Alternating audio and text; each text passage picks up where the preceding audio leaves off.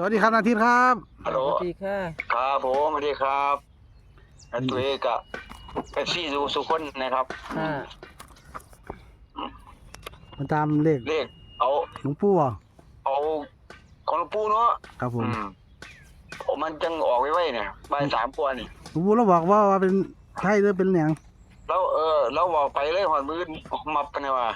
ตัวเดียว3ตัวนี่แข่งแล้วว่าโอ้ไงทำไทยตัวนี้นี่กันแมนเขาว่าไทยของคนเป็นเขาอยู่ไทยปู่แมนเอาเป็นไทยไปโดดเลยหลวงปู่เขาเรือ84เป็นเขาแล้วเนาะแมนเจ้าไปเอาลงซื้อแม่นบ่แมนวันนี้เพิ่นก็ให้มา3ตัวแหละเมื่อก่อนหลวงปู่เราให้ตัวใดเงี้ยไปถึงเราให้อัน048เจ้าไปเอาลงแมนเจ้าไปลองเพิ่นอยู่แมนออกเพิ่นอยู่เอาแต่ก็ลงเพิ่นก็ให้3ตัวคือเก่าแหละจะลงไทยเด้อแต่ว่าเพิ่นอยากซื้อสตาร์ก็ซื้อได้ก็แม่แล้วว่าไปเบิดแล้วมันลงกันเด้อฮอดมื้ออื่นมาปะนะว่าสำหรับเป็นเพิ่นก็เขียนให้อยู่ดอกสำหรับเขาเป็นไทยเนาะบ่ได้อยากซื้อแนวอื่นกันแล้วแต่พี่น้องอีซี่แม่เพิ่นบอกไปได้มื้อเล่นบ่เพิ่นว่าได้เบิดได้ฮอดแล้วแต่ตาบ่ปูนดอกได้เบิดไปฮอดพุ่นละมื้ออื่นพุ่นละเลขออกไทยพุ่นละปะนะว่าเด้ก็ลองเด้อนะครับตัวเราเคยเขาไทยเด้แม่เพิ่นฝันอยู่ดอกฝันดีอยู่ฮะว่าว่าฝันทุกฟังแน่อาทิตย์เพิ่นก็ฝันว่ามีคนมาเขียนให้เพิ่นแหละว่าว่าอยู่หม่องป้ายเพิ่นนะไปยังเพิ่นนะเขียนไว้เลยว่า043ว่า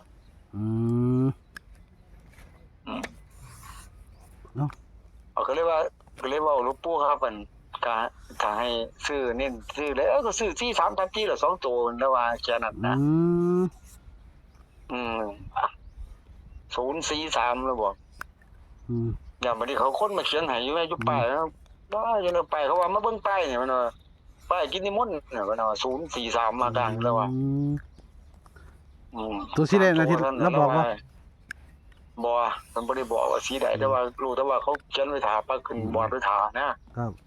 มาเลยขออนุญาตเลยเด้อขออนุญาตแปลง4เป็นแปลง3เป็น8เพราะว่าเราเคยประจำเลยอย่างพูดนี่3เป็น8รถ04บ่ตัด04ตัดรถนะตัด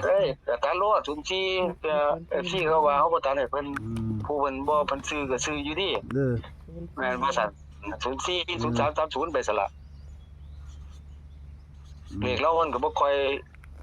บางทีงวดที่แล้วก็ตรงแล้วที่8484แต่เสียแต่บ่ได้ลงเนาะแม่นเทื่อลงบ่ทันลงมาสวยโพด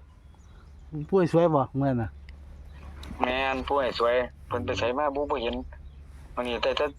เที่ยเช้าอยู่เพิ่นบอกว่ายาวลาวสตาร์นั่นแหละฮอดไทยเลยนะเนี่ยลาวสตาร์มื้อนี้ฮอดพุ่นละฮอดมื้ออื่นพุ่นละเลขออกพุ่นแล้วเพราะว่านั่นพอดีของนี่อาทิตย์ก็เรียนหลวงปู่ก็ตัวนี้แหละเพิ่นไปได้ยาวเนาะแม่นผู้ใดอยากตามเราพัฒนาฮอดมื้ออื่นพร้อมพุ่นแหละออกพร้อมก็ใช้เดียวแล้วว่าทีเดียวน่ะ043แล้วเน้นอยู่ว่า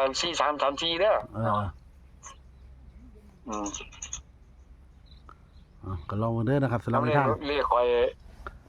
สำหรับเลขคอยกับพุ่นละจังหน่อยเนาะเลขไทยเนาะคิวจังบ่สับสนแม่นข่อยก็เลขไทยอย่างเดียวเนี่ยโค้งสุดท้ายเลขไทยวะเฮ็ดแม่นของสุดท้ายเลขไทยอธิษฐานมื้อคืนแล้วครับเราข้อฝันหน่อยนี่เนาะเอาของหลวงปู่ไปก่อนเนาะครับผมผู้เพิ่นรอราชตาจังว่าตามนี้เด้อนะครับหลวงปู่เป็นได้ทั้งราชตาเป็นได้ทั้งไทยเนาะครับพิจารณาไปเบิดรอบโลกของเพิ่นก็ได้043 43 48ตกกันเนาะตัดให้น้ำ3ตัวครับ0443 30เด้อนะครับลองพิจารณาเอา3หลักเป็น8ได้เลยหลวงปู่ครับเงินว่าไปตัว43จะเป็น48จังว่า3หลักเป็น8 3เป็น8ตัวหลวงปู่น่ะประจำเลยทำได้กับน้ำนั่นมี3แล้วเป็น8มันเป็น8รถเป็น8ก็มาเป็น3ใช่มั้ยระวังเอาเนาะสังเกตเอาตัวผู้ใดเคยซื้อก็ได้แม่นจัง3ก็เป็น8จัง30ก็เป็น8008ก็ได้เรียนบ่แม่นครับมันบ่เขียนเบิดหรอกว่าตัวพิจารณาเอารถแ ม่นพิจารณาเอานั่นแหละ แต่ลำพูมันนะข้างหลวงปู่เนาะ ครับผม ตามนี้เด้อนะครับ ครับผม สายด่วนเนาะถูกชงประมาณตัว สายด่วนจากหลวงปู่แม่น แล้วหลวงตาเราก็ได้ประจำเลยเนาะตามสังเกตเบิ่งทีนี้เนี่ยใหม่เพิ่นกันนะ แม่ เนาะ นเพิ่นได้ประจำเนี่ยนี่คือกันแหละ ผู้แม่นเพิ่นดีกันวันอาทิตย์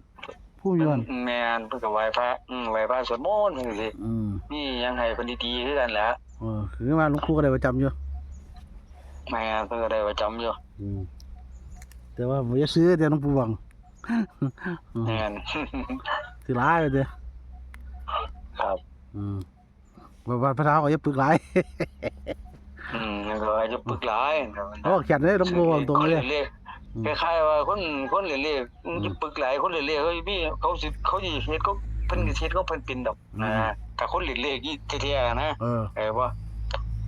ไหวพริบมีนะ พอเรา ก็ เรี รู้ ยก เลขมันสิแปลงตัวใดนะแม่น นี่เนาะให้นาทิตย์ด้วยแต่ว่า แม่นก็ซื้อบื้อเลยว่าโอ้ยธรรมดาหลวงปู่ไอ้จะได้ก็ฟาดเท่านั้นแหละเนาะแม่นบ่ล่ะ แต่คิดว่าเด้อหลวงปู่ก็บ่กลับบ่แน่เอาเด้อ ผมบ่กลับมันบ่แปลงอันเนี้ยดิ ระว่า ซื้อเลขก็ต้องกลับว่าแม่นมักรวยบ่นั่นบอกกันเอา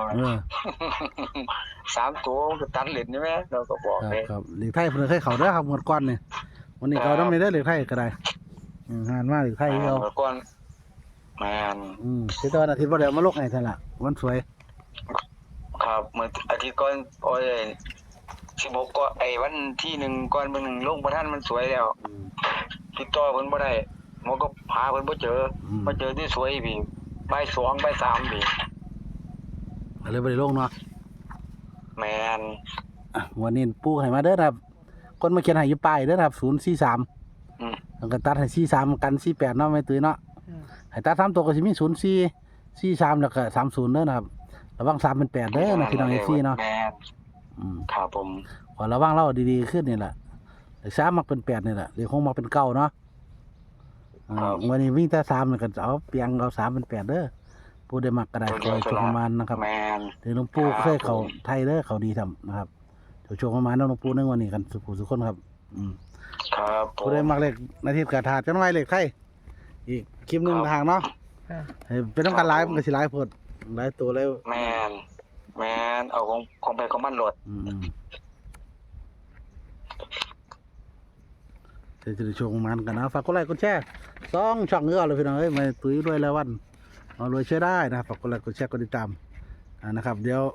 นาทีเป็นไงบ้างล่ะรัฐบาลไทยอีกคลิปหนึ่งอาจจะชมนานครับสวัสดีครับ